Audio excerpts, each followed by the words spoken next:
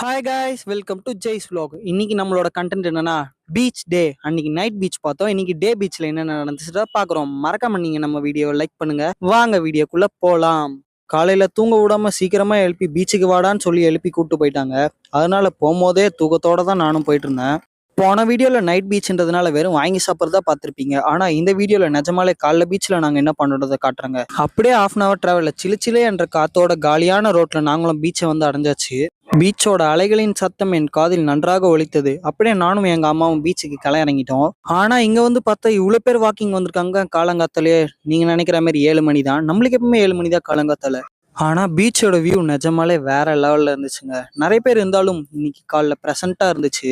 எனக்கு ரொம்ப பிடிச்சிருந்துச்சு. ஒரு சைடு கப்புள்ஸா இருந்தாலும் இன்னொரு சைடு ஃப்ரெண்ட்ஷிப் தான்ன்ற மாதிரி. ஆனா என் சைடு யாருமே இல்லாம தனியா பீச்சை வேடிக்கை பார்த்துட்டு இருந்தேன். நீங்க நினைக்கிற மாதிரி சிங்கிள்லாம் கிடையாது. நம்ம கூட இன்னொருத்தர் இருக்காரு, அதான் இந்த பப்பி. அந்த மாதிரி இல்ல, அது டாக் தானே, அதை விடுங்க. அதனால என் ஃபேமிலி தனியா என்னை விட்டுட்டு குளிக்க போயிட்டாங்க. நானும் உட்காந்து வேடிக்கை பார்த்துட்டு இருந்தேன். வேடிக்கை பார்த்ததோட கோட்டை கட்டினேன். ஆனா பாதியிலே வாழை வந்து அடிச்சிருச்சு. என்ன பண்றதுங்க, என் வாழ்க்கையில மட்டும் எதை கட்டினாலும் எவனாச்சும் வந்து அடிச்சுட்டு போயிடுறான். அப்படின்ட்டு பார்த்தா ஒரு நண்டு சூப்பரா இருந்துச்சுங்க. ஜாலியாக இன்னைக்கு வேடிக்கை பார்த்து என்னோட பீச் நாள் நான் ஜாலியா கொண்டாடிட்டு இருந்தேன்ல, இந்த டாகோட ஜாலியா இருந்துச்சு.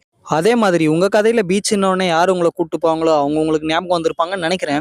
என்னோட கதையில என் ஃபேமிலி தான். அந்த மாதிரி நானும் ஜாலியாக பீச்சில் குளிச்சுட்டு நீ வீட்டுக்கு கிளம்பிட்டாங்க. இந்த மாதிரி நீங்களும் உங்க வாழ்க்கையை சந்தோஷமாக அனுபவிங்க. தனியா இருக்கோமேன்னு என்னமே ஃபீல் பண்ணாதீங்க. எப்பவுமே நான் தனியா இல்லாம என் கூட இந்த மாதிரி ஃப்ரெண்ட்ஸ் எல்லாம் இருந்தாங்கன்னா உங்களுக்காக இந்த விளாக போடுறதுக்கு நான் வந்திருக்க மாட்டேன். அதனால வாழ்க்கை ஹாப்பியா வாழுங்க. தனிமை உங்களுக்கு நிறைய சொல்லித்தரோம். மறக்காம நம்ம ஜெய்ஸ் விளாக சப்ஸ்கிரைப்.